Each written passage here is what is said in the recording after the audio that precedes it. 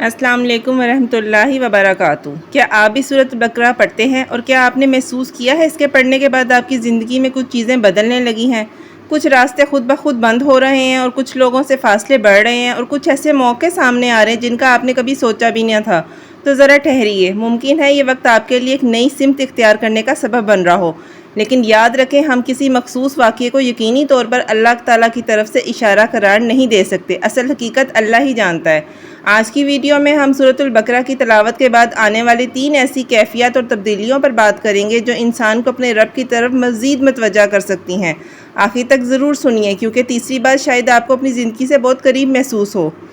Number 1، غلط راستوں سے دل کا ہٹنے لگنا۔ کبھی ایسا ہوتا ہے کہ انسان کسی کام، عادت یا تعلق کو چھوڑنا ہی نہیں چاہتا، لیکن وقت کے ساتھ ساتھ اس کے دل میں تبدیلی آنے لگتی ہے۔ جو چیزیں پہلے بہت اچھی لگتی تھی اب اس میں دل نہیں لگتا، جو صحبت پہلے معمولی محسوس ہوتی تھی اب انسان سوچنے لگتا ہے کیا یہ میرے لیے واقعی اچھی ہے۔ یہ احساس انسان کے لیے اپنے اعمال اور راستے پر غور کرنے کا ایک موقع ہو سکتا ہے۔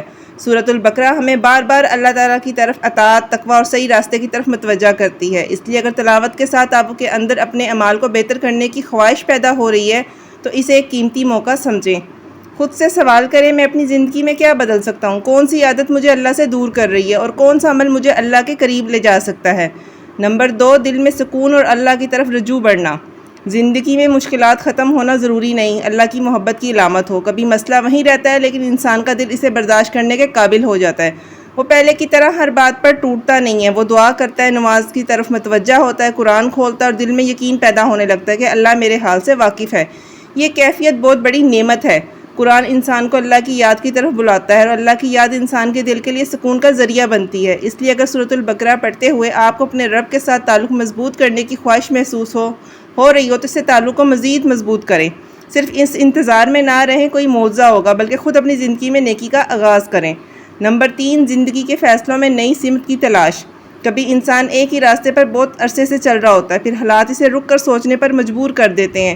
کسی کام میں رکاوٹ آ جاتی ہے، کوئی منصوبہ پورا نہیں ہوتا، کوئی دروازہ بند ہو جاتا ہے اور انسان سوچتا ہے آخر میرے ساتھ ایسا کیوں ہو رہا ہے۔ لیکن ہمیں یہ یاد رکھنا چاہیے کہ ہر بند دروازہ نقصان نہیں ہوتا اور ہر کھلا ہوا دروازہ فائدہ مند نہیں ہوتا۔ ہم مستقبل نہیں جانتے لیکن اللہ تعالیٰ سب کچھ جانتا ہے، اس لیے جب کوئی معاملہ ہماری خواہش کے مطابق نہ ہو تو مایوس ہونے کی بجائے اللہ سے رہنمائی مانگنی چاہیے۔ استخارہ کریں، دعا کریں، مشورہ کریں اور جائز راستہ اختیار کرتے ہوئے اللہ پر بھروسہ رکھیں۔ ہو سکتا ہے جس چیز کو آپ اپنی ناکامی سمجھ رہے ہیں کل وہی آپ کے لیے ایک بہتر راستے کا سبب بن جائے۔ ایک بہت ضروری بات، سورۃ البقرہ پڑھنے کے بعد کسی خاص واقعے کو دیکھ کر یہ فیصلہ نہ کریں کہ یہ یقینی طور پر اللہ تعالیٰ کی طرف سے اشارہ ہے۔